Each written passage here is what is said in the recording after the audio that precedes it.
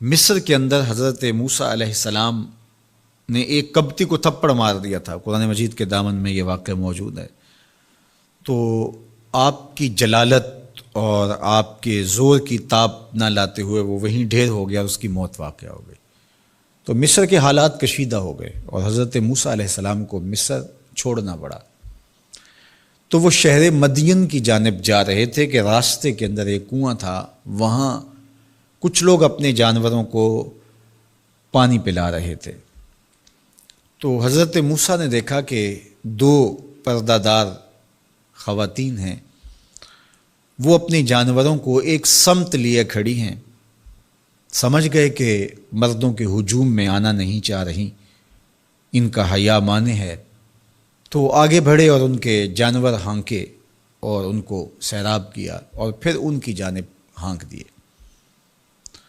وہ واپس گئیں اور اپنے والد بزرگوار سے کہا کہ ایک سال نوجوان جس کی آنکھوں میں شرم و حیا تھا، اس نے ہمارے ساتھ یہ مہربانی کی. تو ان کے والد گرامی نے کہا کہ جاؤ اس کو بلا کے لاؤ. قرآن مجید میں اس کا ذکر کیا گیا.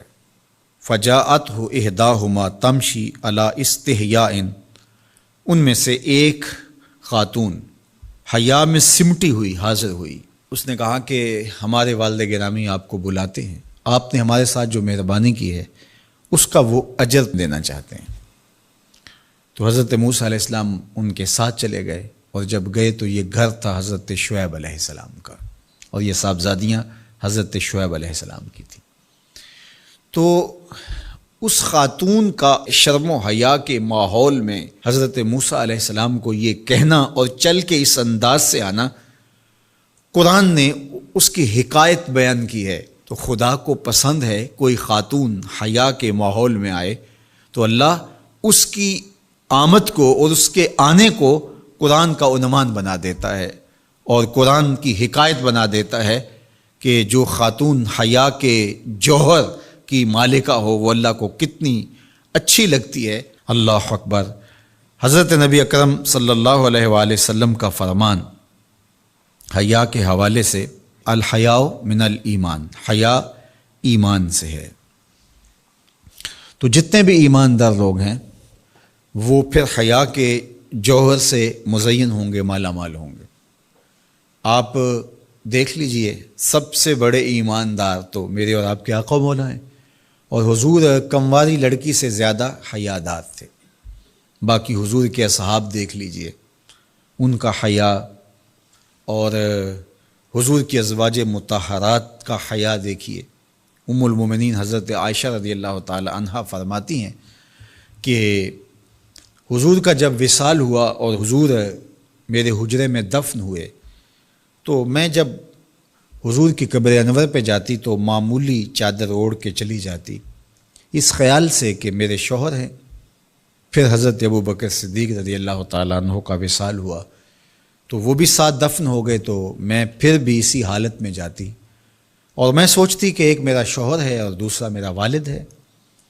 کہا پھر حضرت عمر رضی اللہ تعالیٰ عنہ کا انتقال ہوا اور وہ بھی ساتھ مدفون ہوئے.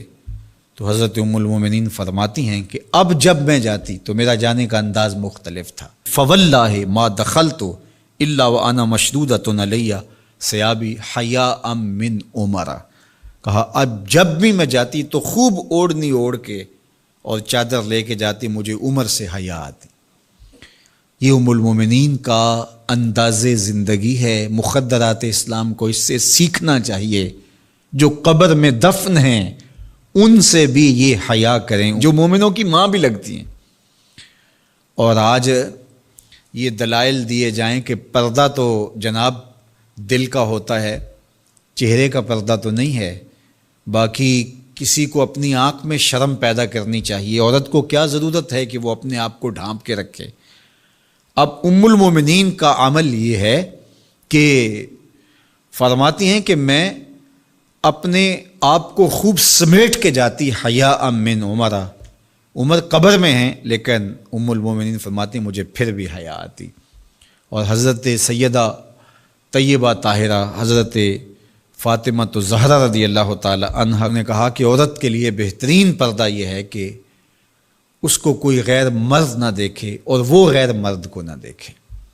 تو جب یہ ہمارا دین ہمیں سکھاتا ہے اور حیا کا یہ سبق دیتا ہے، بڑوں سے حیا کرنے کی تلقین کی گئی، اللہ سے حیا کرنے کی، اس کے رسول سے حیا کرنے کی تلقین کی گئی۔ صحابہ فرماتے ہیں بعض اوقات ہم کچھ پوچھنا چاہتے ہوتے تھے اور حضور کے حیا کی وجہ سے ہم ایک عرصہ تک وہ بات نہیں پوچھ پاتے تھے۔ آج دادا کے سامنے بچے جس طرح بات کرتے ہیں اور جس طرح بچوں سے حیا کا جوہر ختم ہو گیا ہے اور اس کو وہ تہذیب نو کا کرشمہ سمجھتے ہیں اور جدید دور کی کرامت سمجھتے ہیں، یہ دور جدید کی کرامت نہیں ہے، یہ جاہلیت ہے۔ بڑوں کا احترام اور بڑوں کی عزت یہ زندگی کا جمال ہے۔